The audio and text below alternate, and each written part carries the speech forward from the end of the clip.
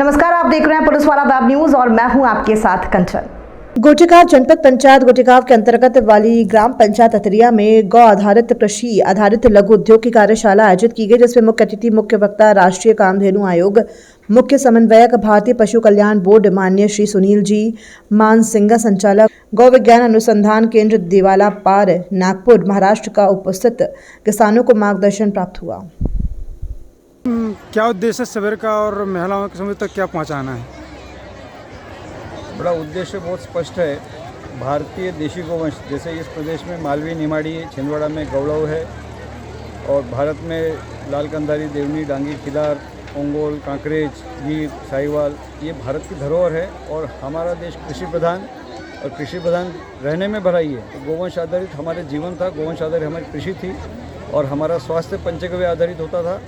हमारा भारतीय गोवंश हमारे दूध, दही, घी, छाछ से लेकर हमारे दैनिक जीवन की आपूर्ति, फिर उसमें गोबर से, जैसे आजकल बहुत सारी हम सामान्य कंडे उपले जिसमें अग्निहोत्र कर रहे हैं, हमारे सामान्य अग्नि के लिए गोबर गैस का उपयोग या कंडे का गांव में, और उसके बाद गोबर गैस से जनरेटर, फिर आगे अंत में जाके तो अंतिम संस्कार भी, ऐसे बहुत सारे काम गोबर से, गोमूत्र से, छिड़काव, कोई यूरिया, फॉस्फेट, डीएपी, कीटनाशक।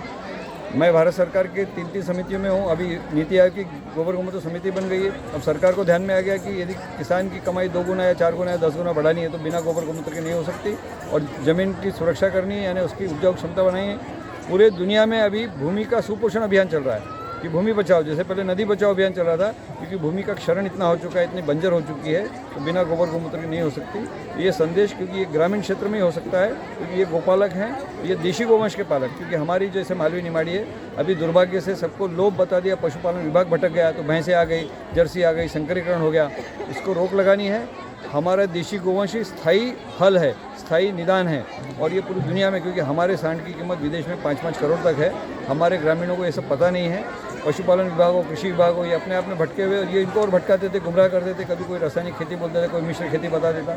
तो ये फल, फूल, सब्जी, अनाज, चारा, जड़ी बूटी, कोई भी खेती करेंगे वो बिना रसायन की करेंगे और गोबर गोमूत्र आधारित। तो हमने गोबर से केंचुआ खाद, गोमूत्र से कीट नियंत्रण, अमृत पानी, गोकृपा अमृतम, इनको प्रशिक्षण भी दे रहे हैं। कुछ का प्रशिक्षण हुआ है, कुछ काम हो रहा है, लेकिन कुछ काम बड़ी धीमी गति से हो रहा है। उसको तेज़ी लाने की, और पूरे गांव-गांव में, क्योंकि हमको रसायन मुक्त राज्य खड़ा करना है।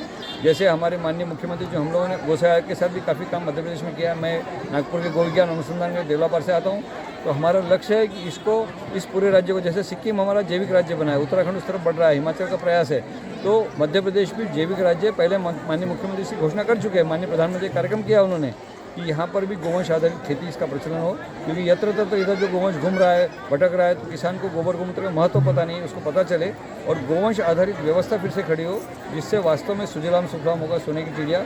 और हमारे यहाँ से रोग, क्योंकि पंचगव्य चिकित्सा से, जैसे गोमूत्र के कई पेटेंट लिए, कीट नियंत्रण के पेटेंट लिए, तो लोगों का किडनी के रोग होंगे, पेट के रोग होंगे, सामान्य कमजोरी से लेकर अनेक तरह की बुखार बीमारी।